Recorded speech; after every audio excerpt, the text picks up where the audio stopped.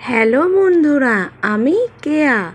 নিশ্চয়ই আমাকে সবাই ভুলে গেছো, আমি জানি তোমরা আমায় ভুলে গেছো। যাই হোক, তোমরা সবাই কেমন আছো? আমি কিন্তু খুব ভালো আছি, আশা করি তোমরাও সবাই খুব ভালো আছো। আজ দেখো নতুন করে আবার ভিডিও শুরু করলাম, কারণ আমার মনে হয় যে তোমাদের সঙ্গে প্রত্যেকটা মুহূর্তে আমার শেয়ার করা উচিত, কারণ তোমরা আমার প্রাণের বন্ধু। আর আমার প্রিয় বন্ধু, প্রাণের বন্ধুদের সঙ্গে তো সব কিছু শেয়ার করা যায়। তাই আজ সন্ধ্যা থেকে নতুন করে ভিডিওগুলো শেয়ার করছি আর ব্লগের মাধ্যমে। জানি না খারাপ হচ্ছে না ভালো হচ্ছে, তোমরা আমার যারা প্রিয় বন্ধু তারা একটু অ্যাডজাস্ট করে নিও। আর দেখো যে সন্ধ্যাবেলা সন্ধ্যা প্রদীপ ঠাকুরকে দেখে তুলসী তলায় দিয়ে একটু চা করে নিলাম। আর এখানে একটা গামলায় করে একটু মুড়ি মাখছি, আর একটু মুড়ি চানাচুর মাখবো। আমার বর একটু চপ নিয়ে এসছে সন্ধ্যাবেলা, আর যেহেতু শনিবার না, ওই জন্য আর নিরামিষ খেয়ে খিদে পেয়ে গেছে। আর একটু বেশি মুড়ি মাখালাম, কারণ আমি খুব একটা মুড়ি খেতে ভালোবাসি না। আর আমার বরের এক বন্ধু এসছে হঠাৎ করে, তো সন্ধ্যাবেলা তার জন্য একটু মুড়ি মাখাচ্ছি। আর আমার বড় খাবে, আমরা একটু মুড়ি চানাচুর আজ খাবো প্ল্যান করেছিলাম। যাই হোক, সে চলে এলো। আর দেখো, বলে না যে ভাগ্যে না থাকলে হয় না। প্রথম যে চাটা বসালাম আমি কিন্তু আমার বরের জন্য বসেছি। ও বললো যে তুমি চা বসাও, আমি চপ নিয়ে আসি। ও মা, বসাতে বসাতে ও চলে এসছে। তাই ওকে আমি বললাম যে তাহলে, আর আমি যেহেতু চা খাই না, 1 কাপ চাই করেছিলাম। আর আমার বরকে এটাই করে মুড়ে দিয়েছি বলে আর হাসছে। এই হলো আমার বরের বন্ধু, আমাকে বলছে ভিডিও কেন করছিস তুই। আর তোমরা তো দেখতে পাচ্ছ বাইরে বসা, কারণ আমার ঘরে না ভীষণ গরম, এই জন্য বাইরে বসেছি। আর এত গরমে না ঘরে বসা যায় না। আর ও সারাদিন পর ডিউটি থেকে এসছে, আরও অস্থির হয়ে পড়তো। ওই জন্য ওকে একটু চা দিলাম। আবার সেকেন্ড রাউন্ডে আবার একবার চা করেছি। সেই আজকে তো আমার শরীরটা একটু খারাপ কটা দিন থেকে, যত ভাবি কাজ কম করব তত বেশি করে করতে হয়। দেখো আবার আমি চা বসিয়ে নিয়েছি। আর জানো তো, এই দেখো এই কাপের যে প্লেটটা, একটা প্লেট আছে একটা নিয়ে, ওইটা না আমার হাত থেকে পড়ে কিছুদিন আগে ভেঙে গেছে। আর বাজারেও যাওয়া হয়নি, কেনাও হয়নি। বাজারে গেলে একটা কিনে আনতে হবে। যাই হোক, আমার বরকে কাপ প্লেট ছাড়া কাপে দেবো, আর ওকে প্লেট সমেত দেবো। যাই হোক, ওরা দুজন এখন ফোন দেখছে, এটা আমার কর্তামশাই। আর রাতে আমি এইদিকে আমার জানলাটা বন্ধ করে দিলাম, ঘরে জানো না প্রচণ্ড মশা। আর এদিকে তোমার রাতে রান্না করব। আর এইটাই আমার মাসের তেল থাকে, তেলটা ফুরিয়ে গেছে। এটাই 500 করে তেল ধরে, যতদিন যায় আবার আমি ভর্তি করে নিই। যাই হোক, রাতের রান্না বসাবো। আর এদিকে আমি একটু রুটি করতে চলে এলাম। আমি জানো তো ভালো রুটি করতে পারি না, তাই আটাটাকে মাখছি। ভালো রুটি করতে পারি না আসলে, নতুন সংসার হলে যেটা হয়, তাই ভালো রুটি করতে পারি না। এবার আমি একটু মেখে রেখে দেবো, আর সেই কারণে না আমি একটু আগে আটা মেখে রাখি, তার একটু নরম হয়ে যায়। এদিকে দেখো প্রেশারে আমি আলুর দম করব, তাই আলুটা সিটি মারতে দিয়ে নিয়েছি। আর এখনের আলু একদম সিদ্ধ হয় না। আর এদিকে একটুখানি আলু ভাজলাম, দুজনের আর কোনটুকু লাগে বলো। আর এখানে মশলা করে নিলাম। রাতে না আমি মশলা বাটি না, ওই গ্রেটার দিয়ে একটু আদা ঘষে নিলাম আর সব কিছুর গুঁড়ো। ততক্ষণ আমি একটু আটাটা মেখে নিই। আর 4টে করবো রুটি, 4টে কি 5টা, তাতে যেটুকু হয় আর কি। আর ওইটুকু আটাই আমি মাখছি। তো যাই হোক, এখন না মোটামুটি পারি।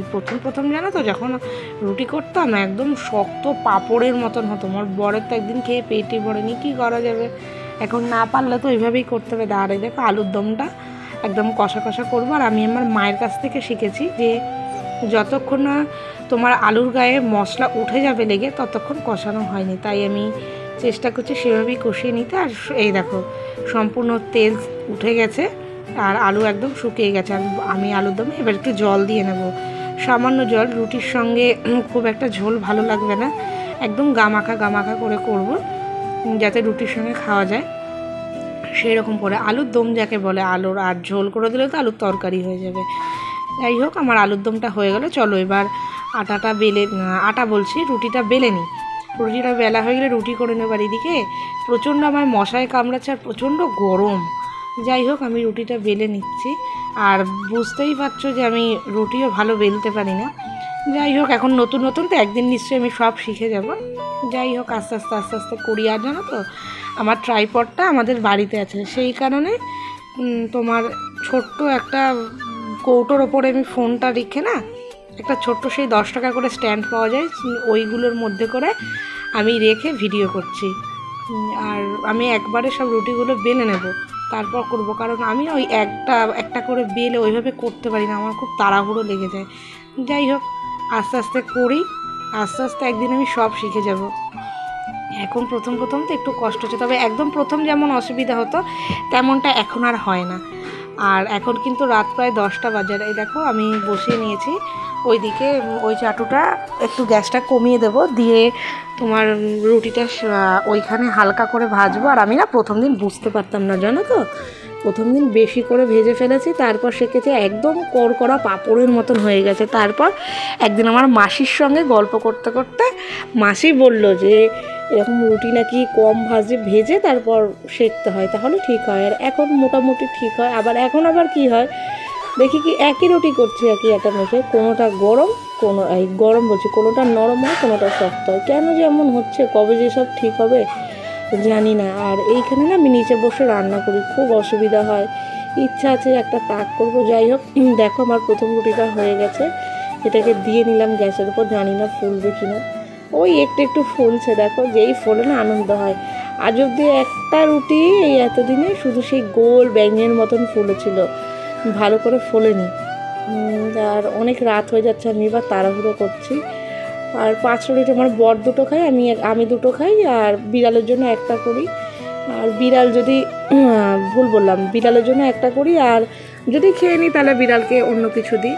যাই হোক, তোমাদের এবার রান্নার ফাইনাল লুকটা দেখাই। আলু ভাজা দেখো কোনটুকু হয়ে গেছে, তাই তোমাদের হাতা দিয়ে একটু নেড়ে দেখালাম যে একটুখানি না, এখানে অনেকটা আছে, আমি চাপা দিয়ে রেখেছি তাই। আর এই যে আলুর দমটা একদম দেখেছো কি টেস্টি হয়েছিল খেতে, কিন্তু জানো তো প্রচণ্ড ঝাল হয়েছিল। আর এই যে রুটি একদম ধোয়া উঠছে, গরম গরম রুটি।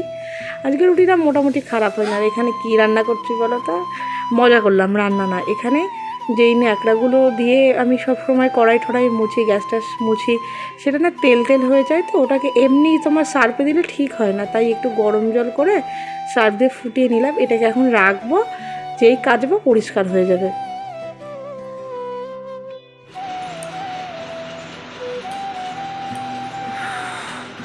রান্না করে ঘেমে আমি একদম অস্থির। রুটি করলে খুব ঘাম হয় না। আর এই দেখে আমার রাতের বিছানা করা হয়ে গেছে, আর ঘরটা খুব বালি বালি হয়ে গেছে, একটু ঝাড় দেবো। তো চলো ঘরটা ঝাড় দিয়ে রাতে খাওয়ার সময় দেখা হচ্ছে। আর ঘরে এত বালি, দিনে যে কতবার আমি ঝাড়তি তার নেই ঠিক। আর রুটি করলাম, সেই আটার গুঁড়ো পড়ে রয়েছে, একদম কিচকিচ কিচকিচ করছে। যাই হোক, চলো ঝাড় দিয়ে নিই। ঝাড় দিয়ে আমি একটু ফ্যানের তলায় বসে, আর এই যে এখানটায় আমি রান্না করলাম। আজকে যেহেতু মাছ মাংস ডিম কিছুই হয়নি, শনিবার, সে কারণে আর মুছলাম না। এখন আপাতত ঝাড় দিলাম, রাতে খাওয়ার পরে একবারে মুছে নেবো। আর এই দেখো এত বাসন হয়েছে, কখন আমার বরটা আসবে, কখন আমরা খাবো, কখন আমি বাজে কটায় ঢোকার কথা কটাই ছিল। যাক, দেখলে তো আস্তে আস্তে রাত 11টা করেছে। আর ওকে আমি খেতে দিয়ে নিই। আর রুটিটা না একটু না ঝেড়ে দিলে হয় না, উনি 2টো রুটিই খাবে, এর বেশি না। যাই হোক, ওকে আমি রুটিটা দিয়ে নিই। আর ওই দেখো দুপুরের 1 বাটি ভাত আছে, আমি 2টো রুটি আর একটু ভাত খাবো, এই তো হচ্ছে রোজই। আর ওকে একটু আলু ভাজা দিলাম, আর একটু আলুর দম দিলাম। এত ঝাল খেয়ে তো জীবন আমাদের যায় দুজনারই, আমরা দুজনার কেউই ঝাল খেতে পারি না, জানো তো। যাই হোক, আমি নিয়ে নিলাম। এবার একটু আলু ভাজা দিয়ে রুটি খাই, আমার আলু ভাজা দিয়ে রুটি খেতে খুব ভাল লাগে। আর লাস্টে ভাতটা খাবো, ভাত না খেলে না আমার ঘুম হয় না। যাই হোক, এখন আর খাই না, কারণ খুব মোটা হয়ে গেছি, সেই কারণে ওয়েটটাও অনেকটা বেড়েছে, সেই কারণে না রুটি খেলে না আমার ওয়েটটা দেখি অটোমেটিক কমে যায়, সেই কারণে। যাই হোক, খেয়ে নিই। আর খাওয়ার পরে বাসনগুলো ধুতে হবে, যেহেতু সকালে আমি কিছু করি না। দেখো বাসন টাসন ধুয়ে আমি শুয়ে পড়েছি। আর ঘরটা দেখেছো আমার সবুজ আলো, আমার খুব ভালো লাগে সবুজ রঙের এই আলোটা। আর এখন প্রায় 11:30টার বেশি বাজে। চলো টাটা, কেমন লাগলো ভিডিওটা জানিও।